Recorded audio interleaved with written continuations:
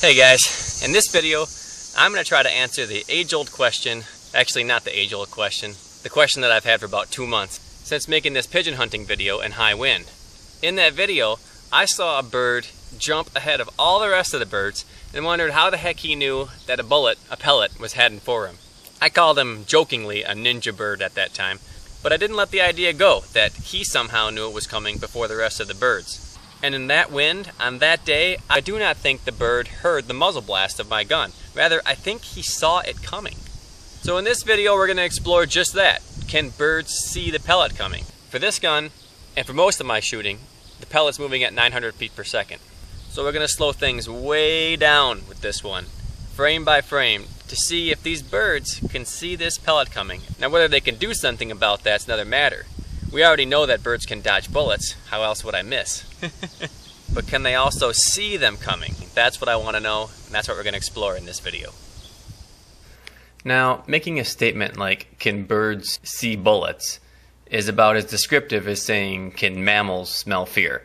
There are tens of thousands of birds. So, to be more specific, the three that I'm talking about are the house sparrow, the European starling, and the feral pigeon. And if you're a first-time viewer of my videos, you're probably saying, why do you have to shoot these birds for this experiment? And the truth is, I was going to shoot the birds anyway. They're pests in my area, and I blast them routinely. So I'm not going to narrate through every one of these birds. Rather, I think I'll just shut up here and let you guys have a look at them. What I will do is slow down the video frame by frame right before each pellet impact so that you guys can see the reaction of the bird right as the pellet is about to strike them.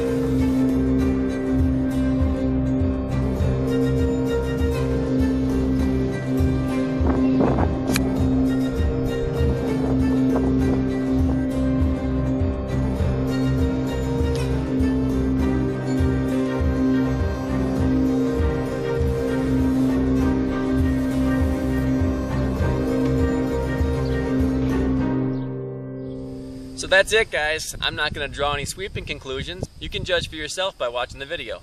I have my own ideas now. I'm sure you might have some of yours. That footage was definitely interesting. I think I'm going to do a little more thinking on this and analyze a little more video.